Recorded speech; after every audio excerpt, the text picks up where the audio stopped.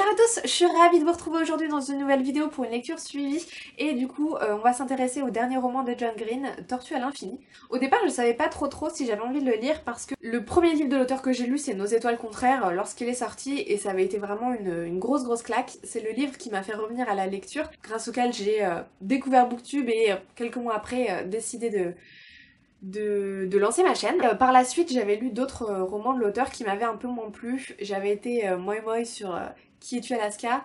La face cachée de Margot, pareil, un peu moyen. Mais je m'étais dit, comme Nos étoiles contraires fait partie des derniers, que c'est celui que t'as le plus aimé, peut-être que son dernier va plus s'en rapprocher et que du coup, voilà, ça va plus le faire. Donc voilà, j'ai décidé de me lancer dans cette lecture et de vous emmener avec moi, j'espère que ça va vous plaire. Alors cette vidéo risque d'être un petit peu longue, donc ce que je vous conseille si vous regardez sur mobile, en haut à droite de votre écran il y a des petits points et vous pouvez accélérer la vitesse de lecture. Moi en général je regarde à 1.25 ou 1.5 et si vous êtes sur un ordinateur c'est en bas à gauche, je crois qu'on peut accélérer.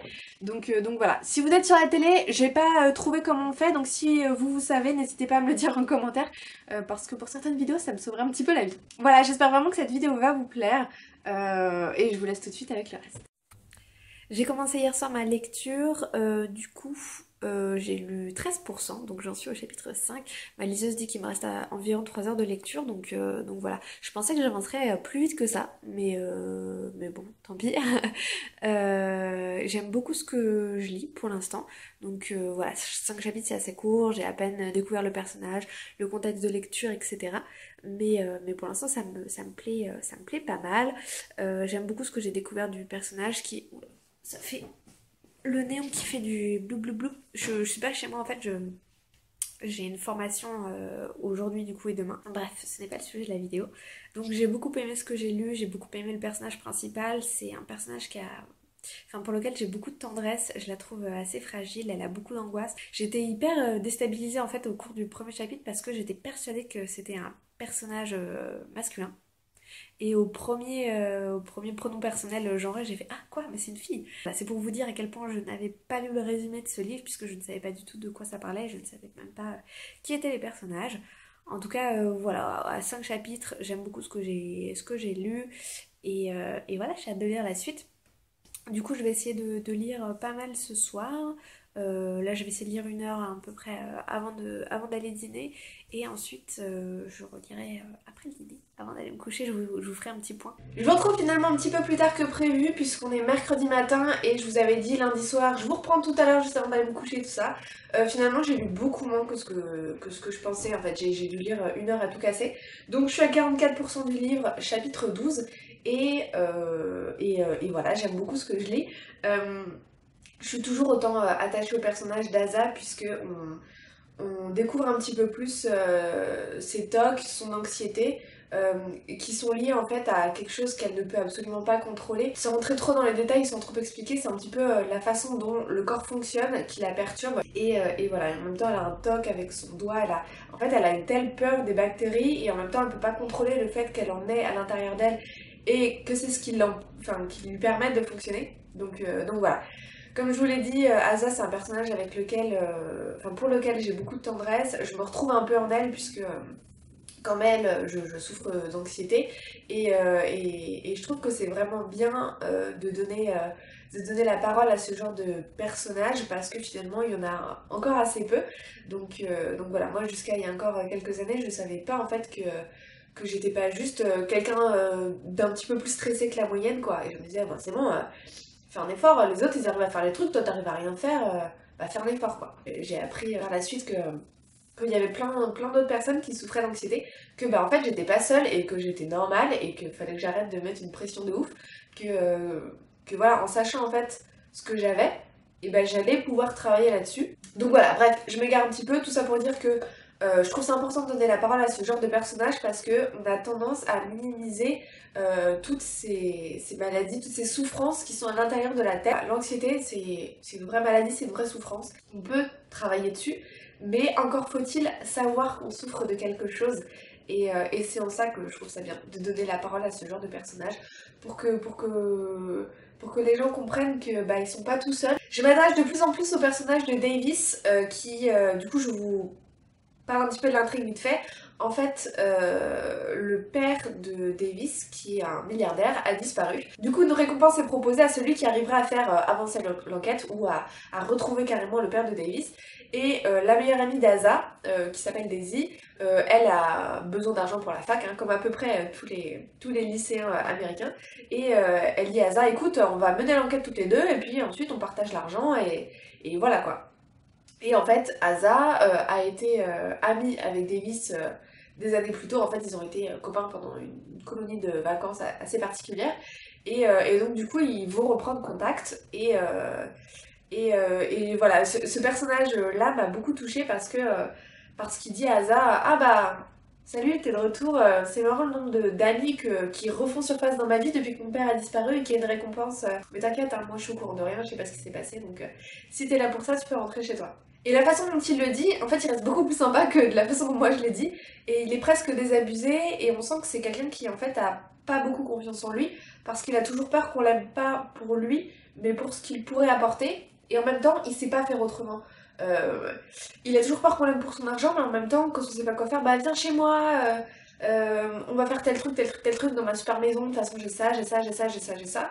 Et même si c'est pas dans le sens vantard, et bah finalement, bah, il sait pas faire autrement que de faire profiter les autres de de tout ce qu'il a lui comme privilège.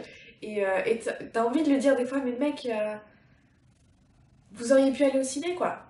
Pourquoi tu les amènes chez toi Enfin, voilà. Et en fait, c'est cette espèce d'ambivalence que j'aime beaucoup chez ce personnage et il m'a vraiment beaucoup touchée. Et du coup, Asa, quand elle retombe un petit peu sur lui, elle va le stalker sur son blog.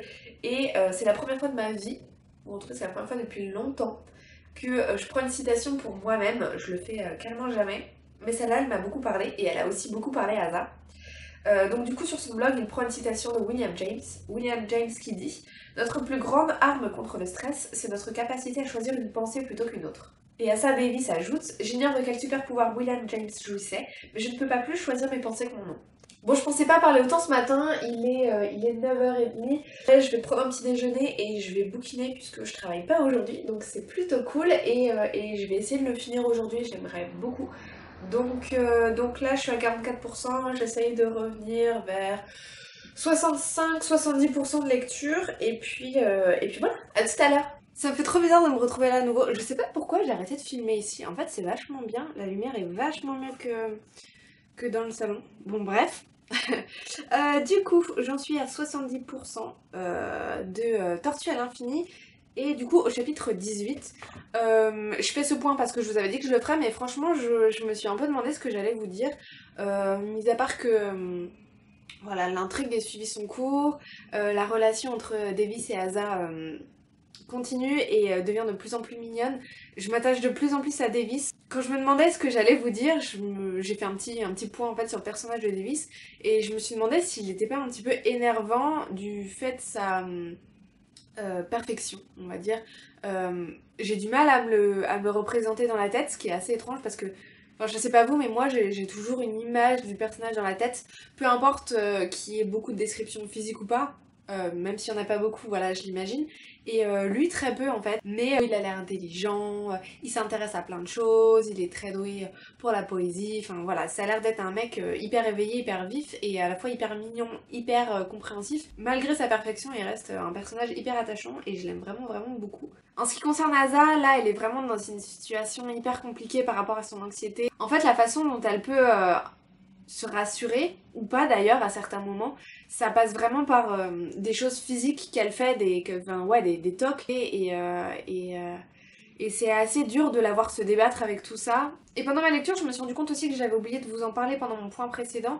En fait, le personnage de Daisy, donc la meilleure amie de Asa, je m'étais dit, donc à 44%, ouais, je pense que son personnage, il va vachement se développer et tout, parce que j'avais l'impression qu'en fait, elle avait aussi un mal-être qu'elle cachait, euh, par tout un tas de choses. Enfin voilà, pareil, j'ai pas envie de vous spoiler l'histoire. Et je me suis dit, bah, dans la suite du roman, dans la deuxième partie, ça va vraiment beaucoup plus se développer. Et de la même façon qu'on a eu d'abord Asa, puis ensuite de plus en plus Davis, on aura aussi Daisy. Et c'est pas encore le cas. Et du coup, je me demande si ça va être abordé. Je pense que oui, puisque Daisy écrit des fanfictions et que Asa finit enfin par les lire. Donc du coup on aborde un petit peu ce que pense Daisy, mais pour l'instant Asa lui en a pas encore parlé. Donc voilà, j'espère que ce sera le cas, j'espère qu'on va pouvoir aborder un petit peu l'état d'esprit de Daisy. Et voilà, je trouve que ce serait vraiment très intéressant. Bon, ça y est, il est midi et demi. J'ai fini Tortue à l'infini et j'en suis encore toute chamboulée, on va dire. C'est un roman qui m'a vraiment beaucoup touchée et j'ai beaucoup aimé la fin. Je pense que je vais pas trop vous raconter ce qui s'est passé. Je vais juste vous dire, voilà, mon ressenti final en fait sur ce livre. Je pense que c'est une histoire qui va parler à beaucoup de monde parce qu'une première histoire d'amour c'est rarement une histoire qui se passe de façon idéale, ça se passe pas souvent comme dans les livres. Et j'aime bien me dire que c'est pas une relation comme dans les livres, mais dans ce livre c'est comme dans la vraie vie. Dans le clip d'avant je vous ai dit que j'attendais vraiment beaucoup de Daisy en fait, d'en savoir plus sur elle. Et dans le chapitre juste après mon dernier point, il s'est passé un truc mais genre de dingue. Et il y a eu beaucoup de choses de dites, etc. J'aurais peut-être aimé que ça aille un petit peu plus loin après une certaine chose qui se soit passée. Je sais, ça doit être un peu frustrant si vous n'avez pas lu le livre. Mais voilà, j'ai pas du tout envie de vous spoiler l'histoire, mais voilà, j'aurais peut-être aimé que ça aille un poil plus loin. Et en même temps, il y en avait peut-être pas forcément besoin, peut-être que le personnage avait pas grand chose de plus à dire. Voilà, c'est difficile de parler de la fin du roman parce que j'ai pas envie de vous spoiler l'histoire, et en même temps c'est pour ça que j'aime bien les lectures suivies, c'est parce que je peux vous parler au fur et à mesure de ma lecture de ce que j'en pense, sans avoir trop peur de vous dévoiler des choses, et en même temps de bien m'en rappeler, alors que souvent, enfin dans un point lecture, vu qu'on a le livre dans sa globalité, on oublie de parler de certaines choses, et moi comme j'ai une toute petite tête, j'oublie pas mal de choses, et c'est pour ça que je pense que je suis un petit peu plus... Enfin j'arrive plus à vous parler des livres dans les lectures suivies que dans les points lecture, donc voilà, j'espère en tout cas que ce format vous plaît. Si c'est le cas, n'hésitez pas à me le dire en commentaire, et n'hésitez pas comme d'habitude à laisser un petit pouce bleu voilà, pour que je sache que vous aimez ce genre de vidéo. En tout cas, Tortue à l'infini, ça a été vraiment une très très bonne lecture et je vous conseille vraiment à 100% ce livre. Pour moi, enfin, j'en suis encore toute chamboulée, je l'ai fini il y a même pas 5 minutes là, donc ouais, c'était top et j'aimerais tellement lire plus de romans qui ont ce niveau-là. Je voulais revenir très rapidement sur tout ce qui est anxiété, etc. Je voulais vous dire à nouveau que vous étiez pas seul en fait, si vous ressentez ce genre de sentiment, que vous pensiez que ce soit de l'anxiété ou pas, quand ça va pas, parlez-en autour de vous. Et même si vous avez l'impression qu'on ne peut pas vous comprendre, il y aura toujours une personne qui sera là pour vous écouter et qui en tout cas essaiera de comprendre ce que vous ressentez. Et comme je vous l'ai dit un peu plus tôt dans la vidéo, moi il y a encore quelques mois, quelques années on va dire, je savais pas du tout que en fait l'anxiété c'était une vraie chose. Je pensais juste que j'étais un petit peu plus stressée que la moyenne et que ça allait passer et que je devais juste faire des efforts. Et c'est grâce à YouTube et c'est grâce à plein de communautés, de plein de youtubeurs différents, que en fait ça m'a rassurée. Si vous en ressentez le besoin, si vous ressentez le besoin de discuter avec quelqu'un, moi je suis là. Et il y a plein d'autres personnes qui sont là. Dans la communauté Booktube, il y en a beaucoup, je pense. Enfin voilà, je pense à plein de personnes, mais voilà, en tout cas, vous n'êtes pas seul. Je pense que j'ai dit tout ce que je voulais dire. J'espère avoir été assez claire. En tout cas, j'ai été ravie de faire cette vidéo lecture suivie. Je l'ai un peu décidée au dernier moment et franchement, j'ai été ravie de la faire. J'espère vraiment qu'elle vous a plu. N'hésitez pas à venir en commentaire et à partager avec moi votre avis sur ce roman si vous l'avez lu ou sur d'autres romans du même genre, à me conseiller d'autres romans. J'adore discuter avec vous, donc voilà, n'hésitez pas à aller en commentaire. Je vous remercie vraiment d'avoir regardé cette vidéo et je vous dis à très